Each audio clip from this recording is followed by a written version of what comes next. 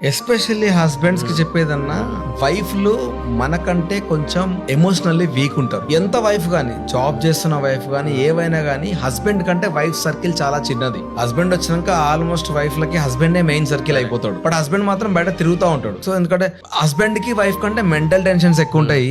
So wife కి ఏంది అని అంటే హస్బెండ్ పైన ప్రేమ ఇంకా చిన్న క్లోజ్ అయిపోతుంది. నీకు సర్కిల్ క్లోజ్ అయినప్పుడు ప్రాబ్లమ్స్ తక్కువ ఉంటాయి, సర్కిల్ పెద్దగా ఉన్నప్పుడు ప్రాబ్లమ్స్ ఎక్కువ ఉంటాయి.